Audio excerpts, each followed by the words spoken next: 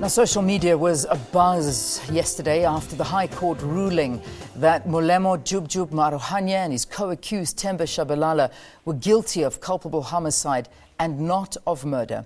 The two had initially been charged with murder after they killed 4 schoolboys and left 2 permanently brain damaged after a drag racing accident in Protea North, Soweto. The spokesperson for the Department of Justice and Constitutional Development, Advocate Mthunzi Mhaga, joins us now from our Durban studios. Mthunzi, it's so good to have you on the program. Welcome to Morning Live. Good morning, Leanne, and good morning to your viewers. Let's start off with the Justice Department's official stance on this decision. How did you feel after the ruling? Look, Leanne, we've always been alive to the fact that interpretation and application of the principles of criminal law differ from facts to facts and from case to case.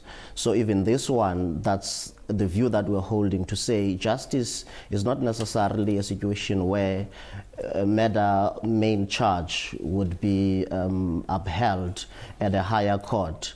It could be that also when a competent verdict is upheld, we view that as justice, as long as we know that there was a proper interpretation and application of the principles of criminal law. It then is left up to the prosecuting authority to explore any legal avenues if it feels that the decision or the judgment is not in accordance with the law. But from a perception point of view, there's a bit of a concern because people have these expectations that if a person is now sent to jail and convicted of murder and another court overturns that decision, it may be misinterpreted. Yeah.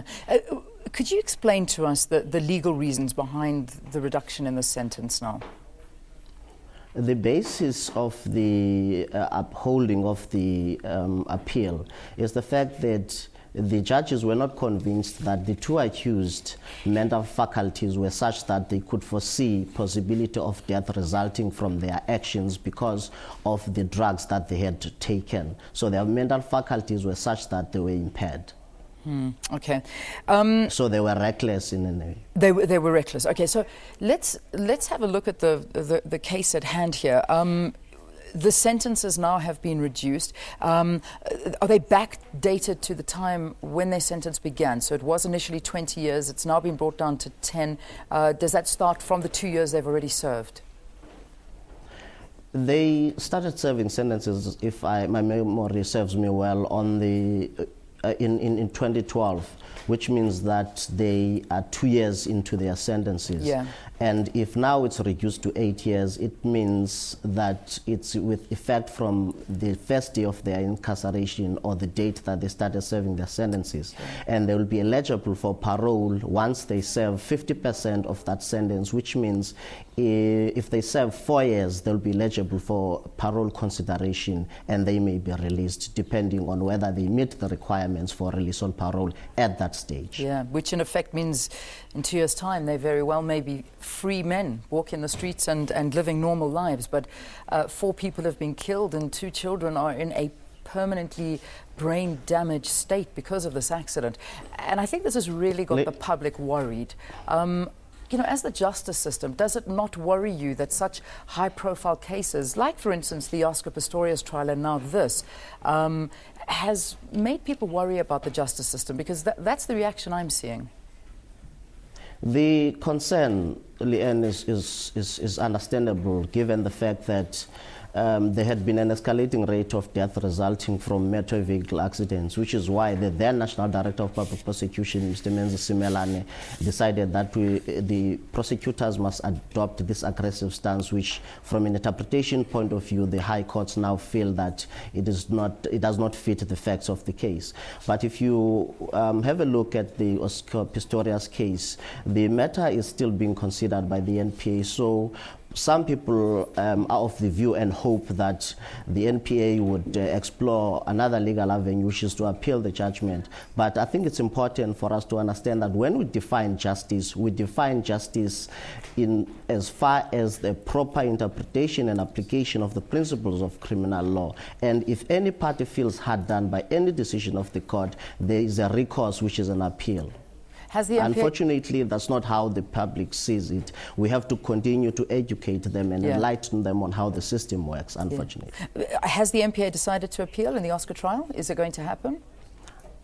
I am not sure at this stage because my understanding was that they were waiting for the sentencing proceedings to unfold and be completed and take a decision then once they go through the whole judgment. I don't know if they've taken that decision, but they do have that right. What about in as much as they have the right in respect of this one as well? In this one as well. Let's talk about this one. The family of the deceased in this trial, in the Jub Jub trial, are they able to appeal this now handed down, the sentence from yesterday?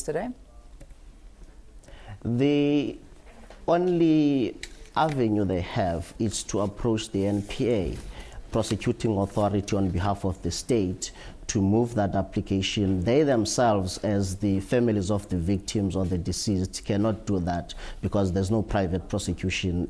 It doesn't apply in this particular case. So the NPA would have to go through the judgment in as far as the conviction and the sentence is concerned and decide if there are prospects of a successful appeal if they were to approach the Supreme Court of Appeal. That is a decision that the NPA will have to take carefully.